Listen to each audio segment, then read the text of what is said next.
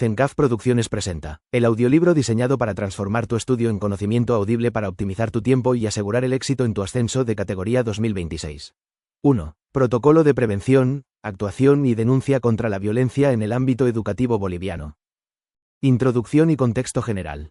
El documento, emitido por el Ministerio de Educación de Bolivia, Resolución Ministerial N-Grado 0864, 2019. Constituye un instrumento normativo y operativo de suma importancia para la garantía de los derechos de la niñez y adolescencia en el sistema educativo.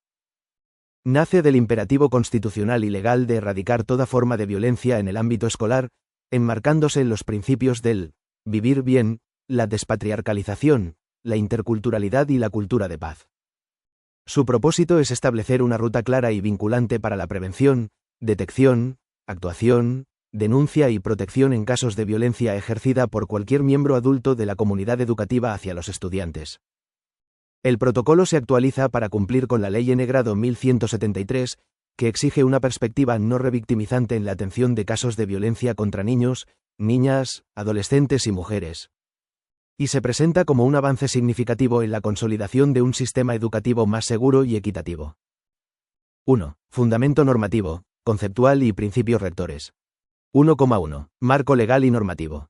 El protocolo se sustenta en una amplia base legal que abarca desde la Constitución Política del Estado hasta normativas específicas.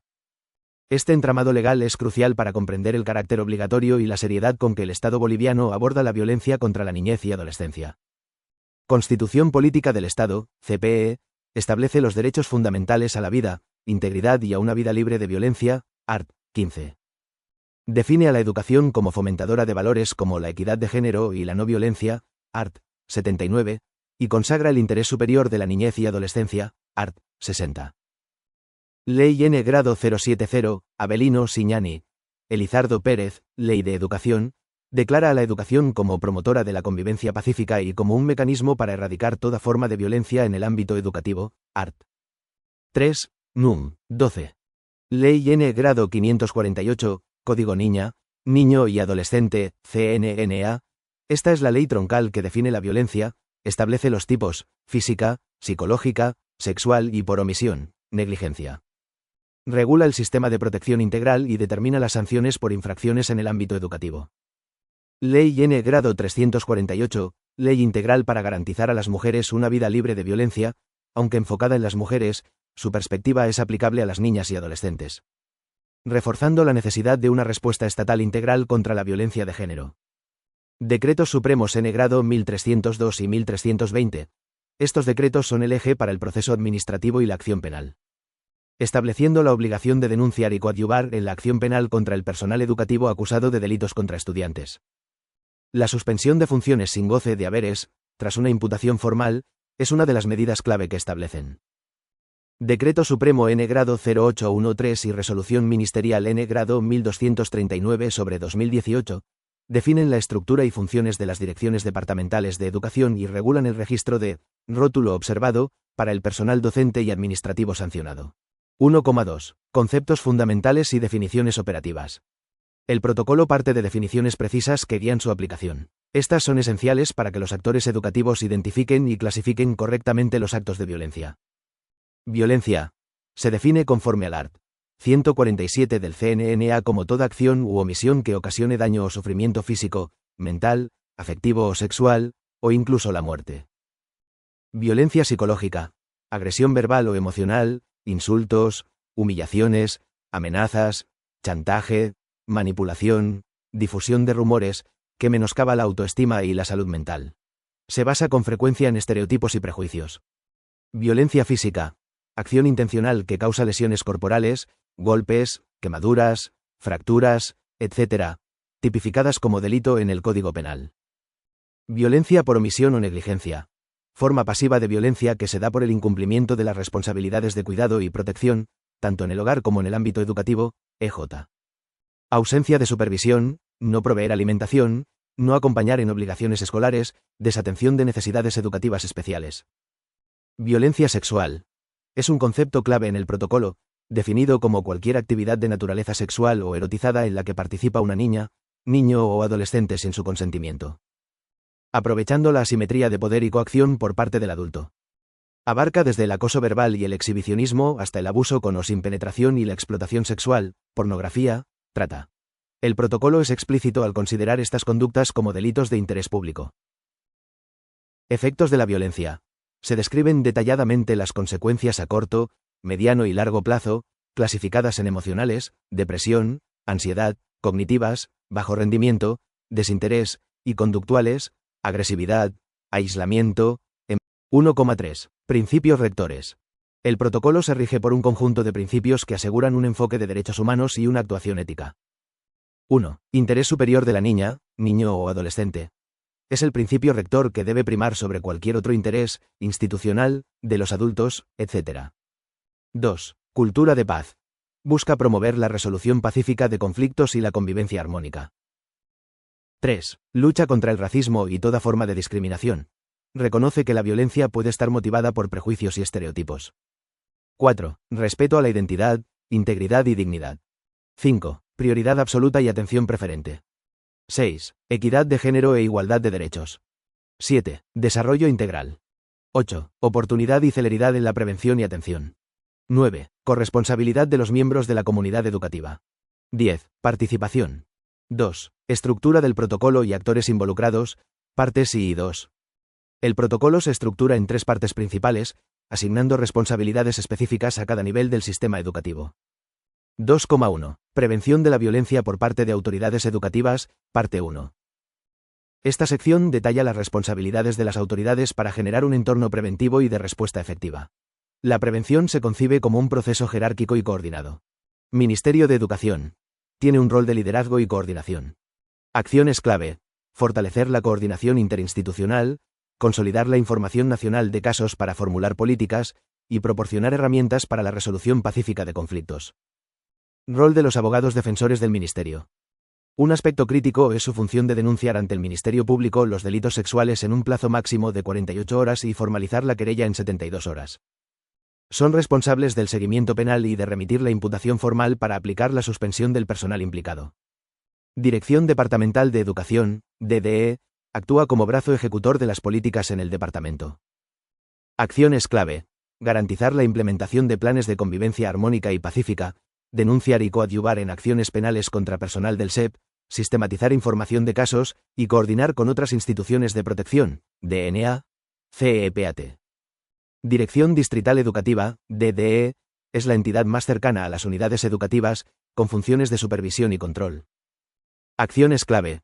Supervisar el funcionamiento de las unidades educativas, realizar el seguimiento de los planes de convivencia, iniciar procesos disciplinarios contra el personal que haya cometido faltas graves.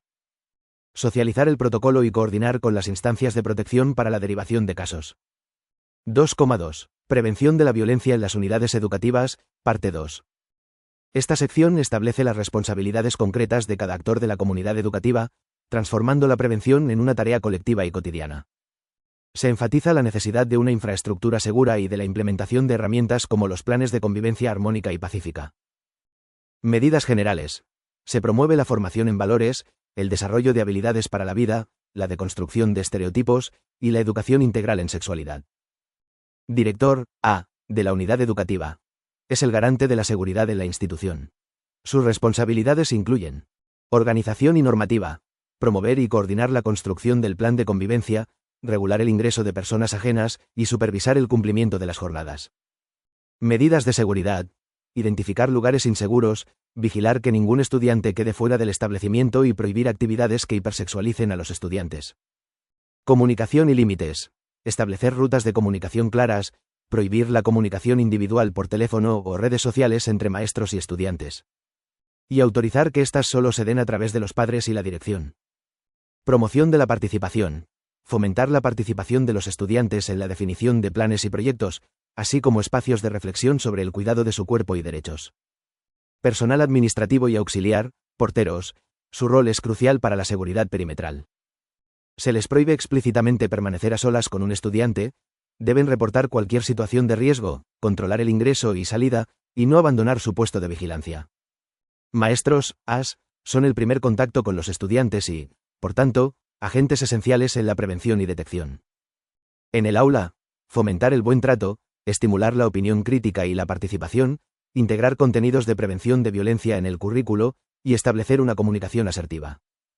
Prohibiciones claras. El protocolo es muy estricto al prohibir que un maestro o maestra permanezca a solas con un estudiante en cualquier ambiente. Que se comunique de manera individual para fines no pedagógicos, aún en redes sociales, o que programe actividades en su domicilio. Responsabilidad activa.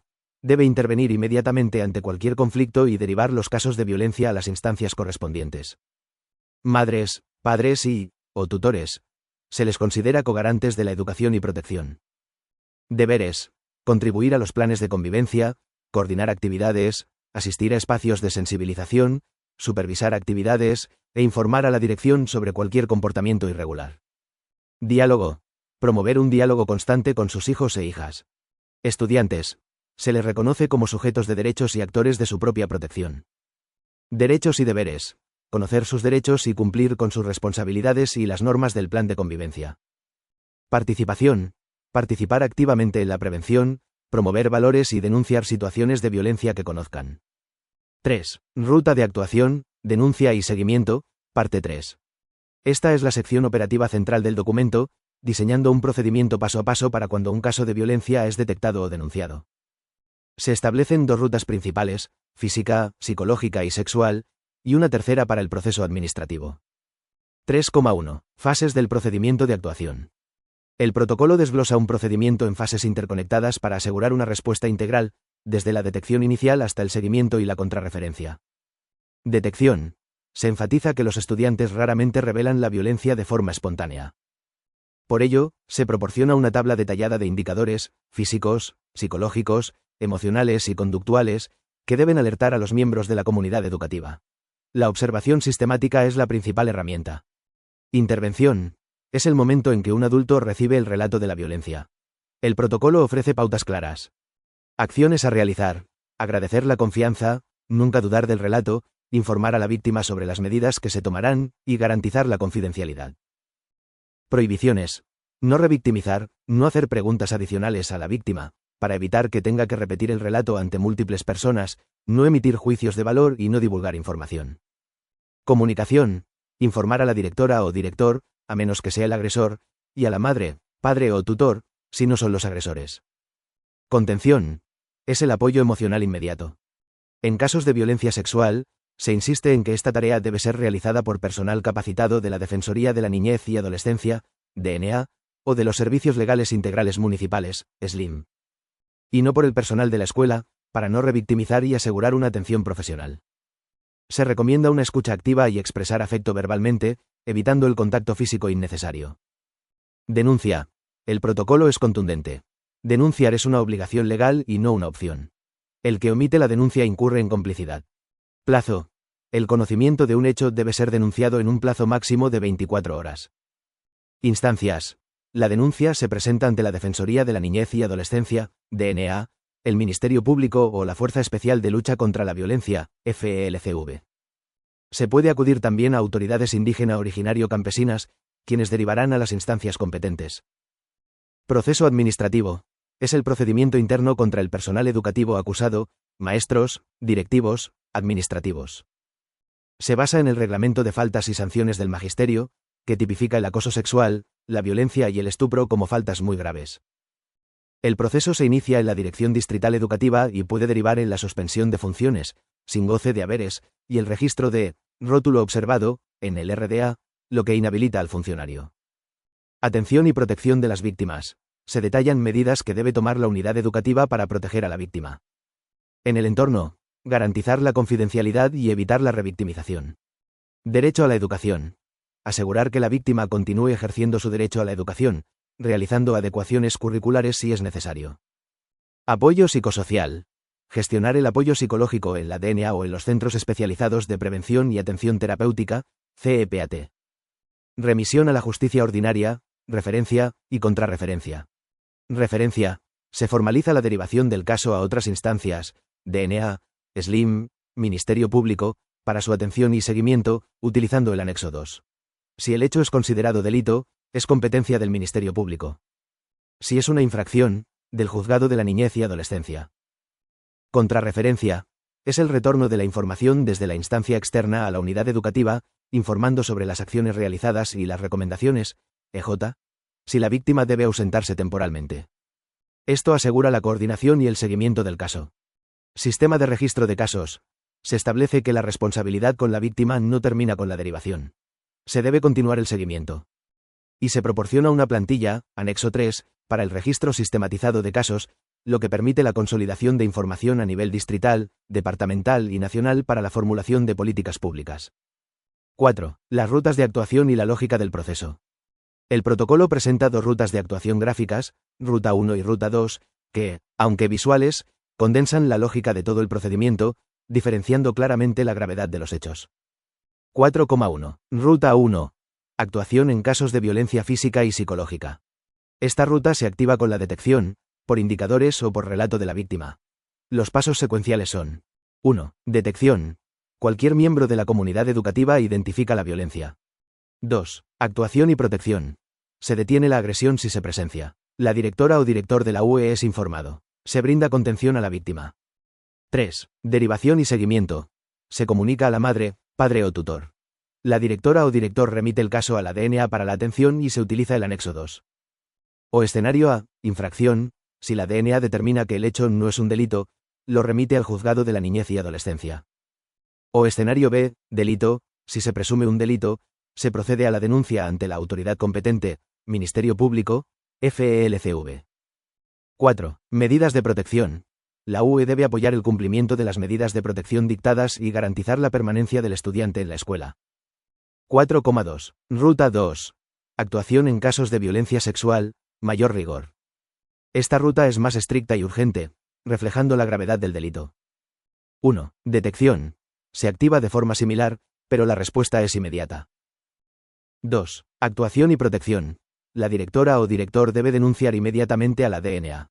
La contención debe ser realizada por personal especializado, DNASL y MCEPAT, no por el personal de la escuela. Se debe garantizar la confidencialidad absoluta para evitar la revictimización. 3. Denuncia y seguimiento. La DNA remite el caso al juzgado de la niñez y adolescencia, si es infracción, o al Ministerio Público, si es delito. Un elemento crítico es que la DD denuncia y coadyuva en la acción penal, en cumplimiento del DS 1302. Además, una vez obtenida la imputación formal, se inicia el proceso administrativo, Ruta 3. 4. Medidas de protección. Incluyen el acompañamiento a la víctima durante el proceso, la derivación a servicios terapéuticos especializados, CEPAT, y la garantía de su derecho a la educación. 4,3. Ruta 3. Proceso administrativo y registro de rótulo observado. Esta ruta es el procedimiento interno sancionador contra el personal del SEP. 1. Inicio del proceso. Se inicia en la Dirección Distrital Educativa tras la imputación formal del Ministerio Público o una denuncia grave. 2. Suspensión y sanción. Se aplica la suspensión de funciones sin goce de haberes, DS 1302 sobre 1320. Se sigue el proceso disciplinario según el reglamento de faltas y sanciones. 3. Registro. Si se emite una resolución sancionatoria o sentencia condenatoria ejecutoriada, se procede al registro del rótulo observado, en el Registro Docente Administrativo, RDA, lo que impide su reincorporación al sistema educativo. 5. Conclusiones y aportes críticos para la investigación doctoral. Desde una perspectiva doctoral, el análisis de este protocolo revela múltiples dimensiones de interés académico y de política pública. Aciertos y fortalezas. 1. Enfoque integral y sistémico. El protocolo aborda la violencia desde una triple perspectiva: prevención, atención y sanción. No se limita a la reacción, sino que construye un sistema de responsabilidades para toda la comunidad educativa. 2. Claridad operativa y normativa. Al establecer definiciones precisas y rutas de acción paso a paso, con plazos, responsables y formatos. El protocolo trasciende la declaración de principios y se convierte en una herramienta de gestión.